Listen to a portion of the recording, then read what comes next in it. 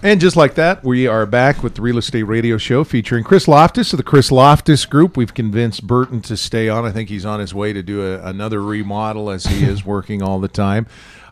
Chris, what are, I guess in essence, we talked a little bit about the rates. We know that I don't think they can get any better. I keep saying that. I'm assuming that they're not going to get any better. Fact is, if anything, they would start creeping up, would be my guess. Well, yep. That's what I want to talk about this here in the fourth segment, just a little bit about what's going on with rates, and they're, insanely low. They have been for a long time. But now we're starting to see some rumbling. You're starting to see some different types of product out there. That's kind of why I wanted Burton to stay on a little bit here. But what I'm seeing is, on the buy side or the sale side or whatever you're talking, the normal traditional home sale, we're seeing a lot of those homeowners that short sold, foreclosed, had bankruptcies.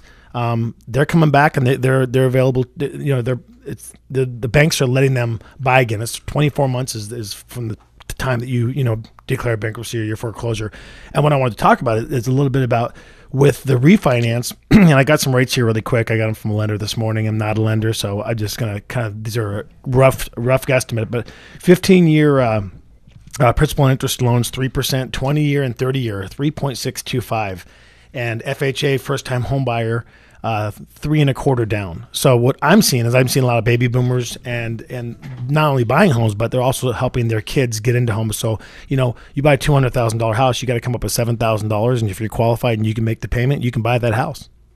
Wow. I mean, it just amazes me because people just don't know. I wish my folks would have thought of that one, but apparently the interest rates were around 19-20% when I was that age. Well, you can't see them. But that's what they're seeing. So they're looking at that and just wide eyes out there. You look at investors too, and you maybe tack a point or two for buying investment property on there. So and kind of what I want to keep Burton to stay on to, and I think he's seeing it and feeling it. I think everyone is. But just like when you called me last night and asked me for a lender, you said maybe we're thinking about refinancing our house. Maybe we'll buy a lot or whatever it is. But there's so many more avenues now, and I think Burton, you could testify to this, that people are going and saying, you know what, we still do have equity in our house a little bit or whatever, and they're talking to lenders, and then they're saying, you know what, we want to remodel our house. We're going to just stay put. And so I think you're kind of feeling that too. Yeah, I think it's different now in this regard. I think 8 years ago, as a remodeling contractor, folks would take out a second on their home, no problem, 150% of value. Mm-hmm. Banks were loaning the crazy stuff. That made it easy to get that done. Now we just have to do it differently. And, folks are saying, oh, there's no money out there. There is. We just have to go about it differently. So from a remodeling standpoint, maybe you're going to go ahead and refi the house, and you're going to have the remodeling and improvements rolled into it. If you're adding square footage, that makes it a little easier because now you have more square footage to comp versus the remodel. But you're going to get a new appraisal, based on the remodel, where before it was just get the easy second and go for it. Now you're go ahead and refinance and get that appraisal. Well, I think too what he touched on right there is that people are getting they're what's going on out there, the rumors, everyone's talking about this lending's not getting better. Well, it is. The fact of the matter is it is getting better. And like I said, there's people that have had problems in the past. They're coming due now. So we're going to see a big push on a few things here, which I feel, I think this is why we're seeing new construction. The builders are jumping all over this and getting it going because, we talk about inventory levels being 2,200 in Ada County. And now you have all these new buyers that bought before and they're available to buy again.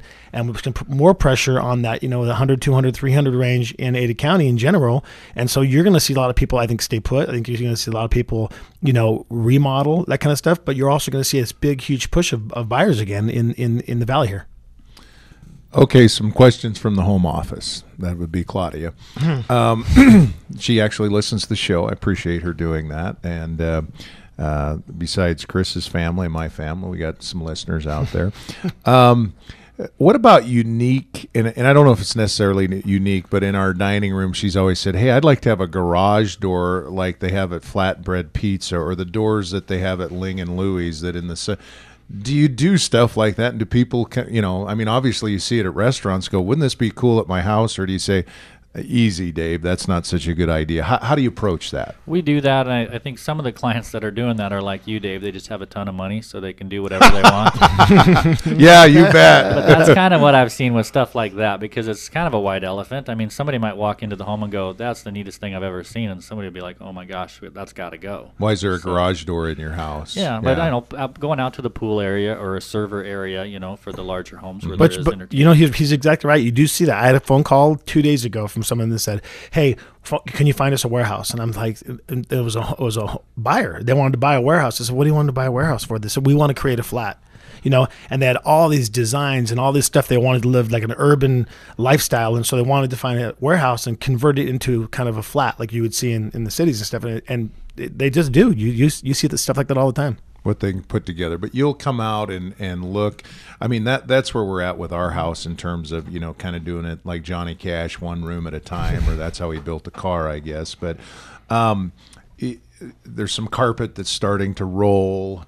There's an office that we want to modernize, and then because I keep saying, well, the kitchen's the most important thing, and then Burton said that. Well, Dave, the kitchen may be the most important thing, but this is what we need done now. Do you kind of come out and I assume you do use your expertise and say, all right, Claudia and Dave, this is where I would start, and this is what I would do? Absolutely. Well, with all the experience, I've definitely seen things go great and decisions that shouldn't have been made, and I'll just give you my honest opinion. Yeah, and Chris, I think that's so important because someday we're going to sell the house. Right.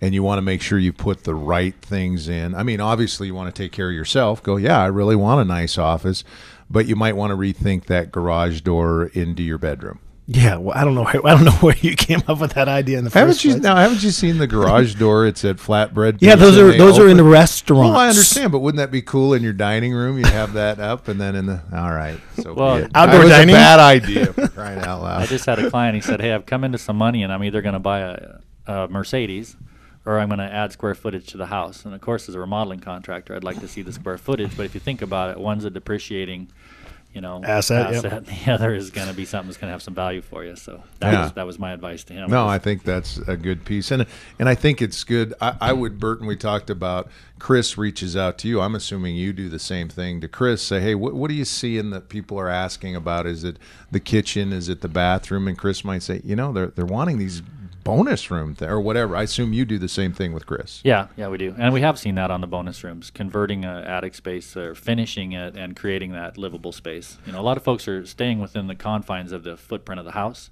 and making that work, putting the extra bathroom in. Yeah, well, I think it goes back to, again, what you said, Dave, about, what biggest thing we need, is make the right decision. That's kind of why I like to talk to Burton on the show. Make the right decision, and whether it's the kitchen, the bathroom, whatever.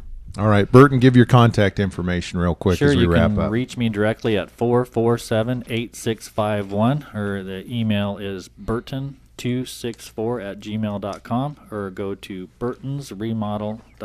And you'll gladly give out the 7 tips to a successful remodel. Yeah, just ask for it in the email, and I'll get it to you. And Chris, give your information as well for the Chris Lofthus Group. Yeah, you can always get on the website, chrislofthus.com. That's LOFTHUS. And you can always call me personally on my cell phone, 514-5003. We're working on the website all the time, mixing it up a little bit. We'll talk about the secret list. We'll talk about that next week a little bit as well. All right, and you can also call 350-6228, 350-6228. Ned, thanks for all your hard work putting the show together. Burton, appreciate you coming on. Chris, we'll see you back here next Saturday. So long, everybody. Kim Commando's next.